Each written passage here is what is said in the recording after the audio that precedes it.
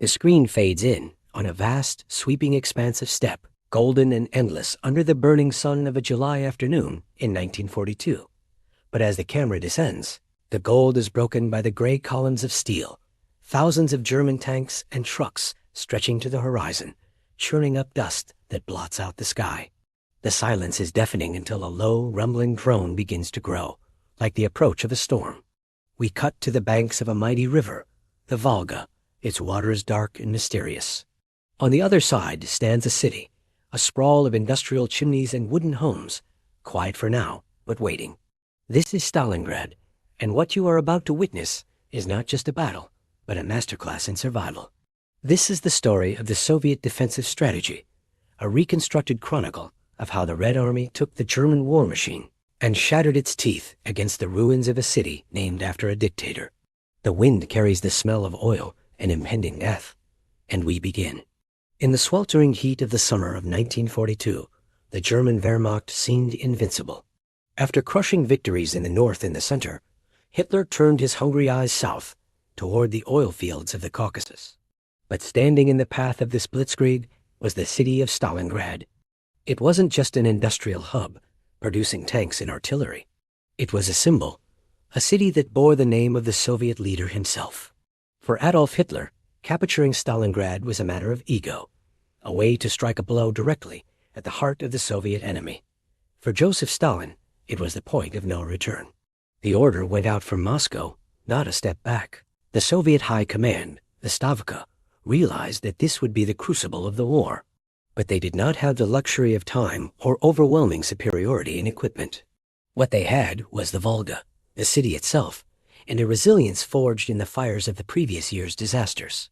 The initial German strategy, led by General Friedrich Paulus of the Sixth Army, was straightforward: smash through the Soviet lines, reach the river, and secure the city with a pincer movement.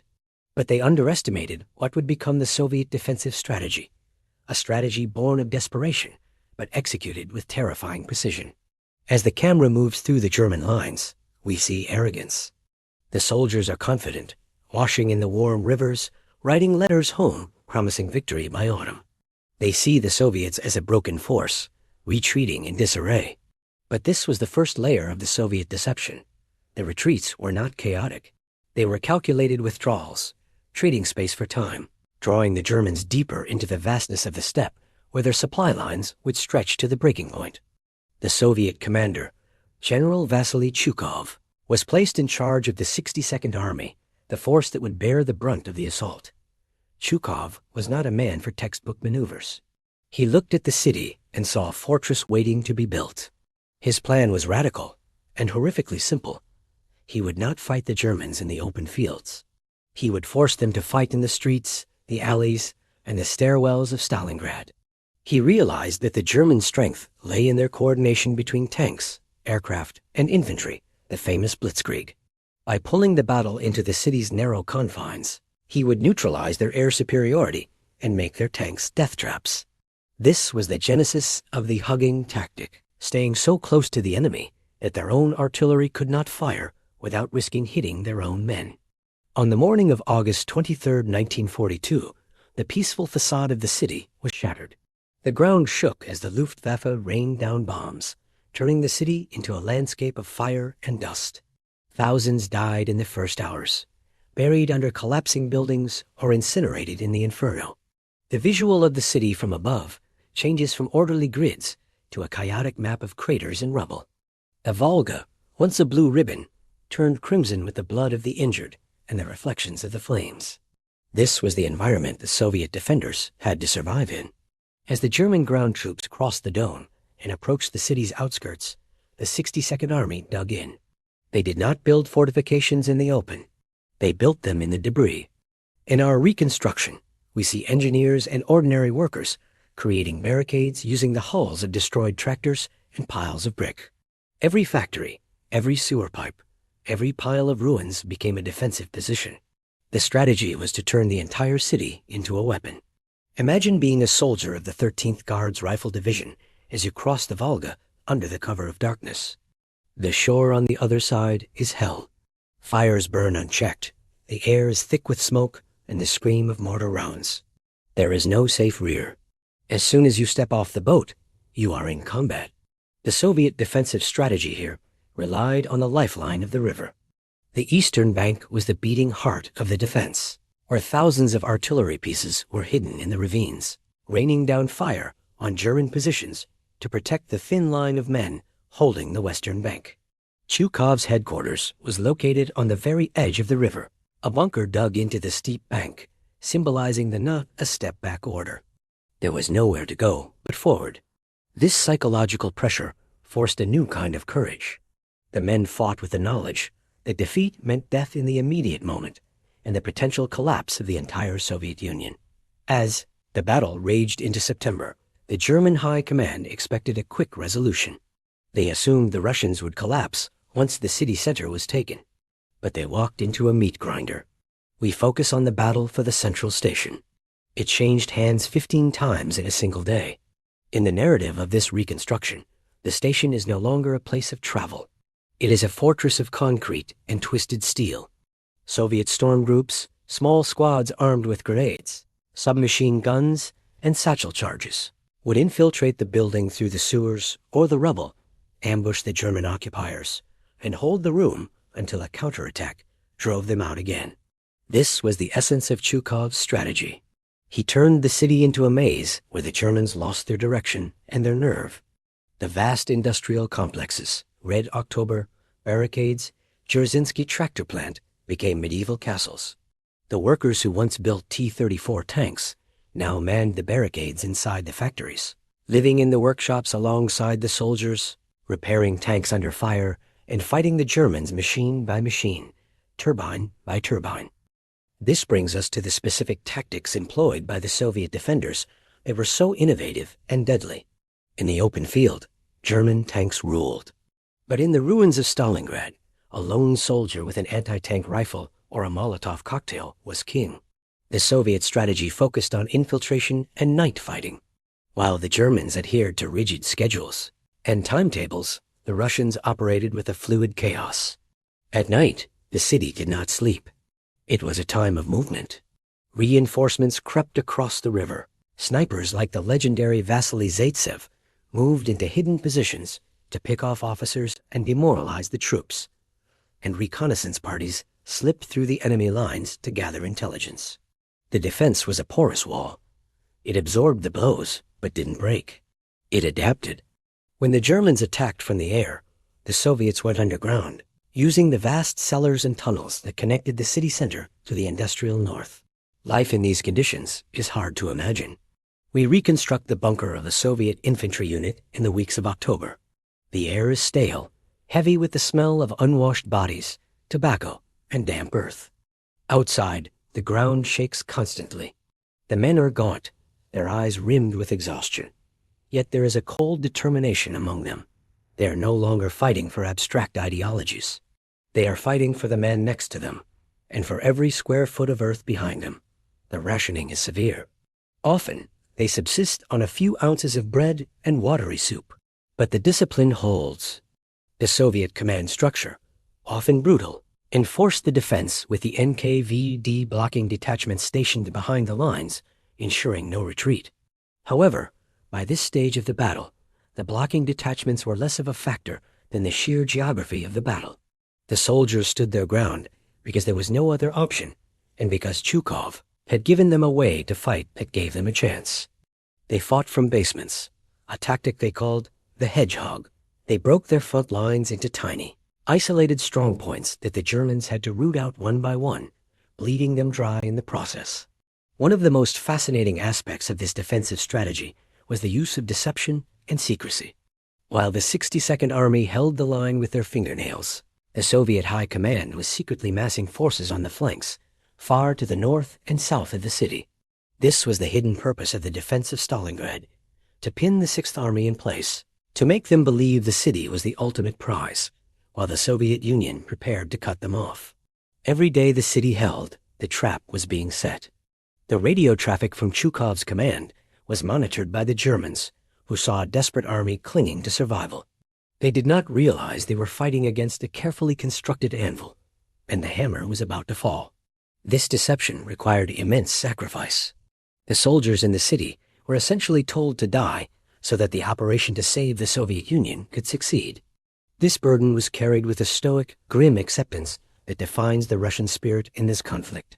We look closely at the fighting in the grain elevator, a towering structure that became a symbol of Soviet defiance. A small garrison of soldiers held it against repeated assaults. For days, they fought from floor to floor, using grain as insulation against the cold and bullets. When the Germans finally took the ground floor, the Soviets retreated to the top, signaling artillery strikes on their own position to wipe out the attackers. This level of self-sacrifice was a strategic tool designed to inflict maximum psychological damage on the enemy. The German soldier, trained in a clean war of movement, found himself in a nightmare of urban brutality where nothing was sacred and no place was safe. This psychological shock was a key component of the Soviet defense. They broke the will of the Wehrmacht to fight. As the temperature dropped and autumn turned to winter, the battlefield transformed. The dust turned to mud, freezing into a solid sheet of ice. The soldiers wrapped themselves in rags and discarded German greatcoats. The machinery of war jammed in the cold. The Soviet strategy had anticipated the winter better than the Germans. While the Germans shivered in their summer uniforms, waiting for supplies that never came, the Soviets received winter gear via the Volga ice road. The visual here is haunting. A river covered in ice, trucks driving across it in the pitch black, guided only by dim headlights, and the courage of drivers who knew that falling through the ice meant a freezing grave. This logistical lifeline was the backbone of the defense. Without it, the 62nd Army would have collapsed. The turning point came in November. The Germans had pushed the Soviets back to the Volga in several sectors. The 62nd Army held a strip of land in some places no wider than a few hundred meters. They were pinned against the river, with their backs to the water. General Paulus believed victory was within his grasp. He thought one more push would scatter the remnants of the defense. But he was wrong. On November 19th, the Soviet strategy was revealed. The rockets fired, signaling the beginning of Operation Uranus. The camera pulls back from the micro-war in the streets to the macro-war of the steppe. The German forces on the flanks, consisting of Romanian and Italian troops who were ill-equipped for the harsh Russian winter, were swept aside by the massive Soviet armored spearheads. The pincers of the trap closed behind the city. The German 6th Army was encircled. The defensive strategy had succeeded. By holding the city, the Soviets had fixed the German army in place, allowing the noose to tighten. In the final weeks of the defensive phase, the atmosphere in the city shifted. The German realization that they were trapped brought a new kind of panic, but also a ferocity to break out. However, the Soviet defenses held firm. The 62nd Army continued to apply pressure, keeping the German forces focused on the ruins in front of them, preventing them from turning around to face the threat from the rear. The reconstruction of these final days shows the city as a ghost town, devoid of civilians, inhabited only by the starving and the dead. Pavlov's house, a 4-story apartment building that a Soviet platoon turned into a fortress, still stands as a monument to this microstrategy. From its cellars to its roof, it was mined and armed, a thorn in the side of the German position that refused to be plucked. It was a symbol of how the entire city was used as a weapon. Picture this. Late 1942. The world holds its breath as the German 6th Army, a seemingly unstoppable force, pushes into the heart of the Soviet Union. Their target? A city bearing the name of the Soviet leader himself, Stalingrad. What happened next wasn't just a battle. It was the crucible that forged a new kind of urban warfare, a story of unbelievable resilience and tactical genius that turned the tide of World War II. Today, we read going deep into the rubble and ruins of Stalingrad to uncover the secrets of the Soviet defense. This wasn't a battle of grand sweeping maneuvers across open fields.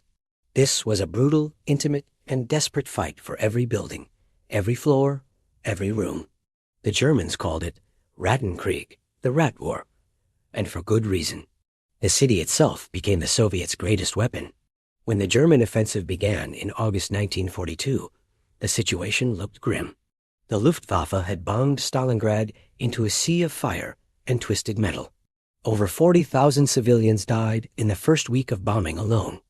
The Germans expected a quick victory, thinking the city was already dead, but they were wrong. The Soviets discovered something profound. A ruined city is a fortress. General Vasily Chukov, the commander of the Soviet 62nd Army, was tasked with holding the city at all costs. He was a tough, no-nonsense commander who understood the grim reality of his situation. He issued Order Number 227, famously known as "Not one step back." But slogans alone don't win battles. Chukov needed a new way to fight. He quickly realized that trying to match the Germans in conventional warfare was suicide. The German Blitzkrieg doctrine was built on speed, combined arms, and open terrain. So Chukov decided to deny them all three. His strategy was simple in concept, but brutal in execution. Hug the enemy. He ordered his troops to stay as close to the German lines as possible, often just a grenade's throw away. This neutralized the Germans' biggest advantages. Their powerful air force couldn't bomb Soviet positions without risking hitting their own men. Their devastating artillery became nearly useless for the same reason. The battle was now on Soviet terms. The city's geography was perfect for this. Stalingrad was a long, narrow city stretched along the western bank of the Volga River. This meant the Germans couldn't just surround it easily. They had to fight their way through it, block by block, with the mighty Volga at the Soviets' back, serving as their lifeline for supplies and reinforcements. Every night, under the cover of darkness, ferries braved German shells and bombs to bring fresh troops, ammunition, and food across the river, and to evacuate the wounded. The Volga was the artery that kept the defense alive. So how did this rat war actually work on the ground? Soviet soldiers became masters of camouflage and deception. They moved through sewers, basements, and specially dug trenches connecting shattered buildings. A position that was Soviet in the morning might be German by noon, and Soviet again by nightfall. The front line was everywhere and nowhere. A single apartment building could be a multi-layered battlefield, with Soviets on the third floor, Germans on the second, and more Soviets in the basement. One of the most iconic examples of this was Pavlov's house. A single platoon led by Sergeant Yakov Pavlov captured a 4-story apartment building overlooking a key square. They fortified it with machine guns, anti-tank rifles, and mortar. For nearly 2 months, this small group of men held out against relentless German assaults. They turned the building into an impregnable fortress, a symbol of the city's unbreakable spirit. On German battle maps, this one building was marked as a fortress. But it wasn't just about static defense. The Soviets perfected the use of storm groups. These were small, agile units of 6 to 8 soldiers, armed with submachine guns, grenades, and knives. They were the specialists of close-quarters combat.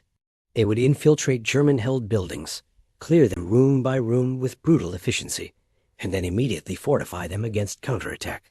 It was a relentless meat grinder, but it bled the German army white, man by man, meter by meter. And then there were the snipers. Stalingrad became a sniper's paradise. The endless labyrinth of ruins provided perfect cover. Legendary figures like Vasily Zaitsev, credited with over 200 kills, became heroes of the Soviet Union. But he was just one of many. Snipers on both sides engaged in deadly duels, instilling constant fear. A moment of carelessness, a peek over a wall, could be your last. This psychological warfare was just as important as the physical fighting. It wore down the morale of the German soldiers, who felt they were being hunted, never safe. As autumn turned to winter, the German advance slowed to a crawl. They had taken 90% of the city, but that last 10%, clinging to the banks of the Volga, refused to fall.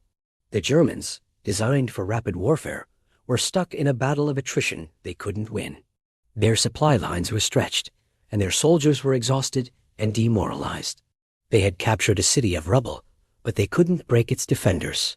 All this time, while Chukov's 62nd Army was bleeding the Germans in the city, the Soviet High Command, Stavka, was planning something much, much bigger.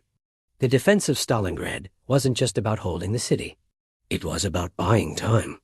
While the world's attention was focused on the brutal street fighting, Stalin and his generals were secretly massing enormous armies on the flanks of the German forces. On November 19, 1942, the Soviets launched Operation Uranus. Over 1 million Soviet soldiers, supported by thousands of tanks and aircraft, smashed through the weaker Romanian and Italian forces guarding the German Sixth Army's flanks. The German commanders were caught completely by surprise. In just 4 days, the Soviet pincers met at the town of Kalakgadonu, west of Stalingrad. The hunters had become the hunted. The entire German Sixth Army, over 250,000 men, was now trapped. The tables had completely turned. The brutal defensive battle inside the city had served its purpose. It had held the Sixth Army in place, draining its strength and resources, while the real knockout blow was prepared. The Germans tried to supply their encircled army by air, but the Luftwaffe failed. A relief attempt, Operation Winter Storm, was beaten back. Inside the pocket, starvation, disease, and the bitter Russian winter did what even Soviet bullets couldn't. By January 1943, the situation was hopeless. The Soviets launched their final offensive to crush the pocket. On February 2nd, the last remnants of the Sixth Army, including its commander Field Marshal Paulus, surrendered. It was a catastrophe for the Third Reich, their first major strategic defeat. The defense of Stalingrad was more than just a military victory. It was a triumph of will, a testament to the idea that strategy isn't just about maps and numbers. It's about people, spirit, and adapting to your environment. The Soviets turned their greatest weakness, a destroyed city, into their greatest strength. They changed the rules of the game, forcing the Germans to fight a battle they were not equipped for and could not win. The price was astronomical. The city was utterly annihilated, and Soviet casualties were well over 1 million. But at Stalingrad, the myth of German invincibility was shattered forever, and the long road to Berlin began. The story of Stalingrad is a powerful reminder of how tactical ingenuity and sheer human endurance can overcome seemingly impossible odds. It's a dark but crucial chapter in history that reshaped the world we live in today. Thank you so much for watching. If you found this dive into military history interesting, make sure to hit that like button and subscribe for more stories like this. Let me know in the comments what other historical battles you'd like to see covered. See you in the next one.